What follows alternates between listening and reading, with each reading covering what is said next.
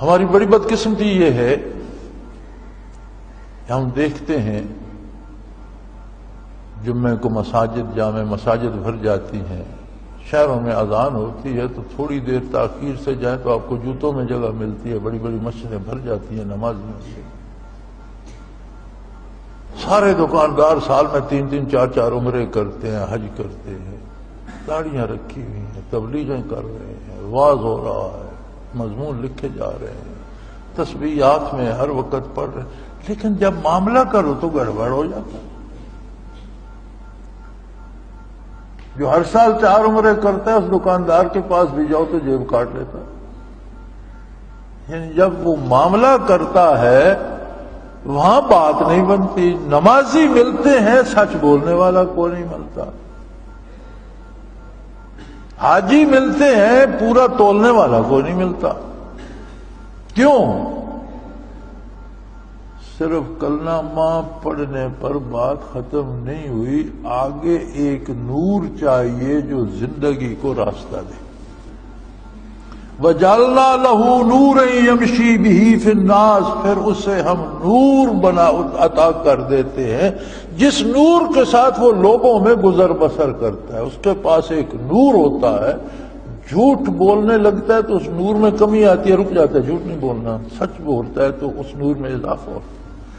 کم تولنے لگتا ہے تو دل کا نور بجھنے لگ جاتا ہے، کہتے نہیں کم نہیں تولوں گا، پورا تولتا ہے۔ جیسے کسی کے پاس روشنی ہو تو وہ قدم رکھنے لگے تو آگے کھڑا ہو یا کوئی موذی جانور ہو تو روشنی نہ دیکھ لیتے ہیں، وہ کہتے نہیں ادھر نہیں جانا، صاف جگہ پہ پاؤں رکھو، کہ نہیں؟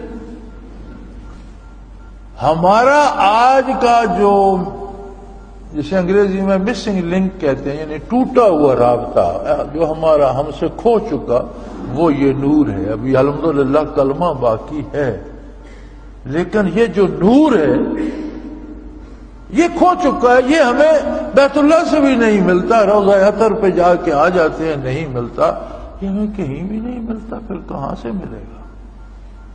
دیکھو، ہر مرض کی ایک آخری دوا ہوتی ہے، وہ اسے کہتے ہیں لائف سیونگ ڈرگ، زندگی بچانے والی دعا، بڑی مہنگی ہوتی ہے۔ آخر میں ڈاکٹر یہ دیتے ہیں کہ اب یہ دے دو، اگر اس سے بھی مرض نہ ٹھیک نہ ہو تو کہتے ہیں اس بابے کو گھر لے جاؤ، اسپتال میں اس کا کوئی علاج نہیں، آخری علاج ہو چکا، اب اپنا مریض گھر لے جاؤ۔ بیت اللہ شریف کی حاضری اور روضہ اطہر کی حاضری، آپ عمرہ کریں تو عمرہ بھی چھوٹا حج ہے، عمرہ نفل حج ہے اور حج فرض حج ہے، جس پہ فرض ہے وہ حج کرتا ہے، جس پہ فرض نہیں وہ نہیں کرتا، لیکن عمرہ بھی حج ہے۔ حج آخری دوا ہے گناہ سے بچنے کی۔ جو حرم کعبہ سے بھی ہو آتا ہے، زمزم بھی پی آتا ہے اور روضہ اطہر پہ صلاۃ و سلام پڑھ کے بھی آ جاتا ہے، اس میں تبدیلی کوئی نہیں آتی، تو اس کا مطلب ہے کہ اسے اب مرنے دو، اب اس کے بچنے کی امید نہیں ہے، آخری دوائی لے چکا۔ آپ اندازہ کریں پاکستان میں کتنے حاجی کتنے عمرے والے ہیں جن کی اصلاح ہوئی ہے۔ کیسا مرض ہے کہ اتنی بڑی دوا سے بھی ٹھیک نہیں ہوتا۔ تمام اہل سنت والجماعت کا اس بات پہ اجماع ہے، کسی کو اختلاف نہیں کہ روضہ اطہر میں محمد الرسول اللہ اسی طرح زندہ حیات ہیں جس طرح دنیاوی زندگی میں زندہ اور حیات تھے، اور آپ صلی اللہ علیہ وسلم کی مجلس کا جو ادب آپ کی دنیاوی زندگی میں تھا، وصال مبارک کے بعد روضہ اطہر کا وہی ادب۔ اس پہ بھی سب حیات کی کیفیت پہ اختلاف ہے علماء میں، وہ علمی بحث ہیں، عام آدمی کے پلے نہیں پڑتی کہ حیات کیسی ہے، لیکن حیات کے ہونے پہ اہل سنت میں کوئی اختلاف نہیں۔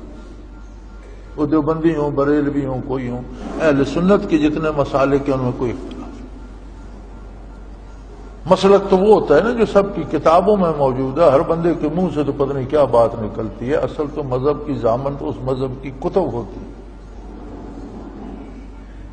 اس بات پہ بھی سب متفق ہیں کہ جب روضہ اطہر جالی مبارک کے سامنے صلاۃ و سلام پڑھا جاتا ہے تو حضور بنفس نفیس سماعت بھی فرماتے ہیں، جواب بھی عطا فرماتے ہیں۔ یہ اختلاف ہے۔ بریلوی حضرات کہتے ہیں ہم یہاں سے بھی پڑھتے ہیں تو حضور خود سنتے ہیں، علماء دیوبند کہتے ہیں اللہ نے ایسے ملائکہ مقرر کر دیے جہاں جو درود شریف پڑھتا ہے وہ تحفے کی طرح سجا کر خدمت عالی میں پیش کرتے ہیں، اور اس کا نام اور اس کے باپ کا نام بھی عرض کرتے ہیں، یہ فلاں فلاں کے بیٹے نے یہ درود کا تحفہ بھیجا۔ تو مطلب اس بات پہ تو دونوں متفق ہیں نا کہ درود خدمت عالی میں پہنچتا ہے۔ تو پھر کیا بات ہے کہ ایک بندہ در اقدس پہ بھی پہنچے، صلاۃ و سلام بھی پڑھے اور وہ بدلے نہیں، اس کی اصلاح نہ ہو، تو پھر کہاں بدلے گا؟ ہے کوئی اس کے بعد دواخانہ کو ہے اتنا بڑا ڈاکٹر؟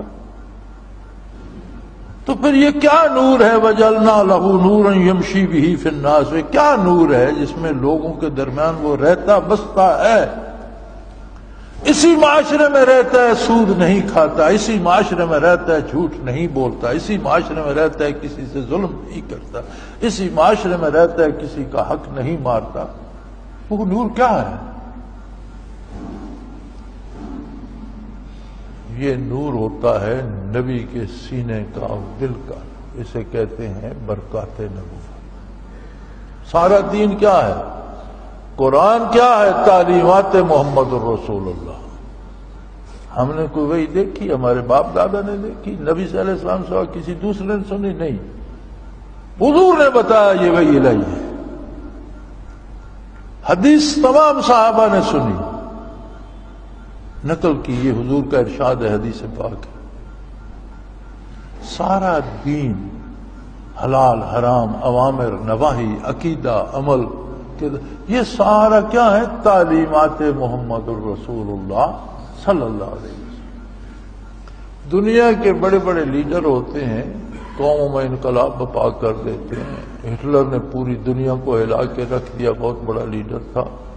ماؤ زیتونگ نے چین میں بہت بڑا انقلاب پیدا کیا۔ انقلاب فرانس کے لیڈر بڑے عظیم لیڈر تھے، بہت بڑا انقلاب لائے۔ اسپین میں اسی طرح، کہاں کہاں کے گنیں گے آپ؟ افریقہ میں کتنے لوگ ہوئے۔ لیکن ایک بات بڑی عجیب ہے، آج جرمنی میں ہٹلر کا نام لوگ دھکے مارتے ہیں، گالیاں دیتے ہیں کہ اس نے ہمیں تباہ کر دیا۔ چین میں ماؤ زیتونگ کو گالیاں پڑتی،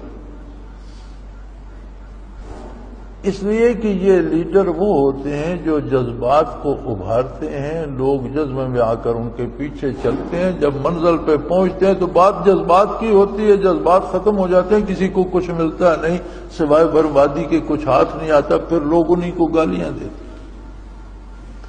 اللہ کا نبی اور رسول بھی لیڈر ہوتا ہے، رہنما ہوتا ہے، لیکن یہ عجیب لیڈر ہوتا ہے۔ یہ جب کہتا ہے اللہ ایک ہے تو اس دنیا میں اس آنکھ سے بندہ اللہ کو دیکھ نہیں سکتا، لیکن دیکھنے سے زیادہ یقین اس کے دل میں آ جاتا ہے۔ اس کا دل کہتا ہے میں دیکھ رہا ہوں اللہ ایک۔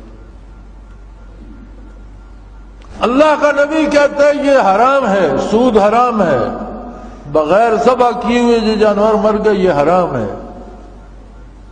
نبی کے ماننے والے کے سامنے جب وہ چیز آتی ہے وہ کہتا ہے یہ نہیں، یہ حرام ہے، یہ میں نہیں۔ کیوں؟ نبی جو بتاتا ہے اس کے ساتھ برکات نبوت بھی ہوتی ہیں، وہ کیفیات دل میں آ جاتی ہیں، اور جس طرح علم ظاہر حاصل کرنا پڑتا ہے اسی طرح وہ برکات بھی حاصل کرنا پڑتی ہیں۔ اب کوئی مسئلہ نہ پوچھے، وضو کا طریقہ نہ سیکھے، نماز یاد نہ کرے، کیسے پڑھے گا؟ وضو کا طریقہ سیکھے گا، سورہ فاتحہ یاد کرے گا، کم از کم کل شریف یاد کرے گا، تشہد درود شریف یاد کرے گا، تب پڑھے گا۔ طریقہ سیکھے گا، قیام رکوع سجود۔ اور نماز میں جو لذت آتی ہے، جو حضوری ہے، وہ بغیر سیکھے آ جائے گی۔ ہے نا عجیب بات کہ ظاہری عمل جو ہے وہ ہم محتاج ہیں سیکھنے کے، اس کے اندر جو خزانہ ہے وہ بغیر سیکھے آ جائے گا۔ یہ ہماری امت کی آج کی مصیبت یہ ہے کہ ہم وہ ظاہری آوازیں الفاظ سیکھ لیتے ہیں، وہ جو درمیان جسے اللہ کہتے ہیں نا بجعلنا لہ نورا، میں اس کے لیے ایک نور بنا دیتا ہوں، یمشی بہ فی الناس، لوگوں میں اس نور کے ساتھ گزارا کرتا ہے، جیسے اندھوں میں آنکھوں والا ہوتا ہے وہ اس طرح زندگی گزارتا ہے۔ وہ نور برکات نبوت ہے، جس نے ایک نگاہ میں صحابہ کو صحابی بنا دیا۔ صحابی کو نمازیں پڑھنے، زیادہ نفل پڑھنے سے، زیادہ روزے رکھنے سے، زیادہ جہاد کرنے سے نہیں بنے۔ نماز فرض نہ ہوئی تھی تو ایسے اللہ کے بندے، اللہ کے مقبول حضور صلی اللہ علیہ وسلم کے صحابہ تھے جو 13 برس میں مکہ مکرمہ میں معراج پہ نماز تو فرض ہوئی، تو معراج سے پہلے جن کا وصال ہو گیا وہ صحابی نہیں تھے۔ نماز فرض ہی نہیں تھی وہ صحابی تھے، روزہ فرض ہی نہیں تھا وہ صحابی تھے، شراب حرام نہیں ہوئی وہ صحابی تھے، سود حرام نہیں ہوا وہ صحابی تھے۔ ایک نگاہ نے انہیں اس پار پہنچا دیا۔ برکات جو قلب اطہر میں تھی وہ ان کے قلوب میں پہنچی، وہ سارے کام ہو گئے۔ پھر جو انہوں نے نمازیں پڑھی وہ اس پر مزید ہے، پھر جب وہ بدر و احد میں گئے وہ اس پر مزید ہے، پھر جب انہوں نے ہجرتیں کی وہ اس پر مزید ہے۔ صحابہ کی خدمت میں جو حاضر ہوا وہ تابعی ہو گیا، ایک نگاہ میں تابعی ہو گیا۔ تابعین کی خدمت میں جو پہنچا وہ تبع تابعی ہو گیا۔ اسی لیے حضور نے فرمایا خیر القرون کرنی ثم الذین یلونہم ثم الذین یلونہم، او کما قال رسول اللہ صلی اللہ علیہ وسلم، کہ سب سے بہتر زمانہ میرا زمانہ ہے، پھر میرے کے بعد والوں کا، پھر اس کے بعد والوں کا، صحابہ کا، تابعین کا۔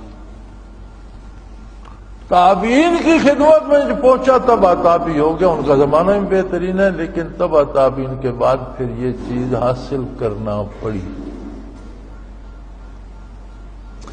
جس طرح ہم بڑے زمیندار، بڑے دولت مند، بڑے کارخانہ دار، امیر کے گھر پیدا ہوں یا غریب کے، جب ہوش سنبھالتے ہیں، جوان ہوتے ہیں، تو پھر اپنی روزی کمانے کے لیے جت جاتے ہیں کہ مجھے بھی باپ کا کمایا ہوا بہت ہے لیکن مجھے بھی کمانا ہے۔ دنیا میں تو ہمیں یہ پتہ ہے دین میں کوئی نہیں کرتا۔ باپ مسلمان تھا، دادا بڑا نیک تھا، میرے پردادا بڑے بزرگ تھے، تم کیا ہو؟ کچھ بھی نہیں۔ یار دنیا کمانی پڑتی ہے، دین کمانا نہیں پڑتا، آخرت کمانا نہیں پڑتی۔ آخرت کے لیے ہم کہتے ہیں خیر ہے بس نمازیں 5 پڑھ لیں، گزارا ہو گیا، ٹھیک ہے، اس سے زیادہ کون مشقت کرے۔ بھائی نماز کے لیے بھی خلوص ضروری ہے، خلوص دل کی کیفیت ہے، اور دل میں کیفیات نہیں ہوں گی تو نماز ایکسرسائز تو ورزش تو بہت اچھی ہے،